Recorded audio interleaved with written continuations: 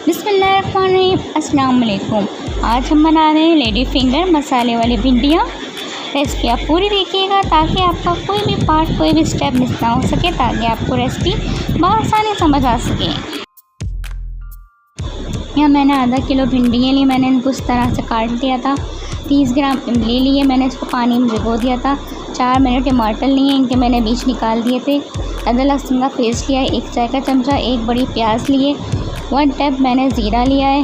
1 tap लाल मिर्च, 1 tap Kashmiri लाल मिर्च, 1 tap नमक, 1 टैप हल्दी, 1 टैप कलौंजी।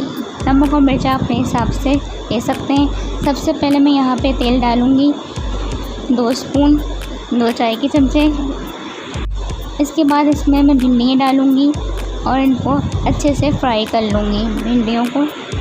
भिंडियाँ फ्राई करने से इसका लेस नहीं निकलता और भिंडियाँ बहुत अच्छी बनती हैं, मसालेदार बनती हैं।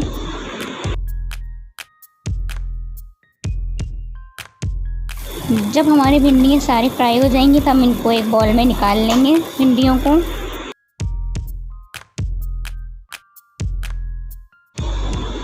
अब हम इसमें 2 चाय के चमचे ऑयल डालेंगे और सारे मसाले डालेंगे। ऑयल हमारा गर्म हो जाएगा, हम 1 चाय का चमचा ज़ीरा डालेंगे। 4 से 5 कड़ी पत्ता ऐड करेंगे। 1 चाय का चमचा नमक डालेंगे। हल्दी डालेंगे। किसी भी लाल मिर्च डालेंगे।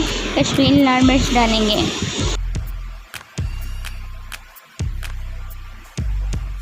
थोड़ा सा इसमें पानी ऐड करेंगे। पानी ऐड करने के बाद हम इसको मिक्स करेंगे और अदरक लहसुन का पेस्ट डालेंगे। अदरक लहसुन का पेस्ट डाल के हम इसको फ्राई करेंगे अच्छी तरह। ये हमने यहाँ ऑयल ज़्यादा नहीं लिया, इसलिए हमने इसमें पानी ऐड कर दिया था पहले से। अब यहाँ फ्राई की हुई भिंडियाँ ऐड कर देंगे और इसको मसाले में अच्छी तरह मिक्स करेंगे ताकि मसाला अंदर भिंडियों के चला जाए और अच्छे से भिंडियाँ फ्राई हो जाएं। जब हमारी भिंडियाँ अच्छे से मिक्स हो जाएंगी तो हम इसमें इमली का पानी ऐड करेंगे और उसको हल्के हाथ से मिक्स करेंगे।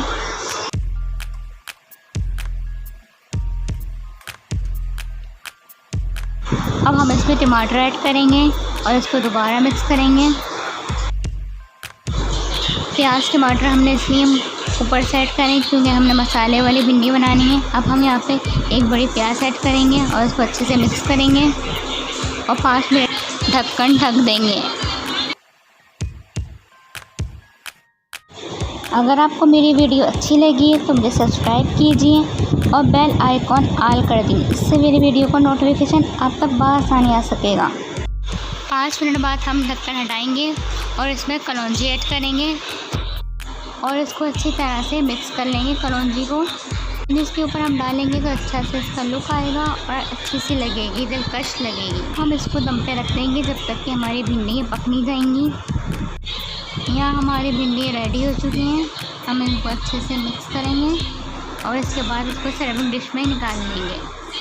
मिर्ची नमक आप अपने अंदाज़े से ऐड करिएगा। अगर आप लोग कम खाते हैं तो कम डालिएगा, ज़्यादा खाते हैं तो आप लोग ज़्यादा डालिएगा, हस्बे ज़ायक़ा। अगर आपको मेरी रेसिपी अच्छी लगी है तो प्लीज़ मुझे लाइक कीजिएगा और कमेंट बॉक्स में कमेंट कीजिएगा, मुझे खुशी होगी देख के।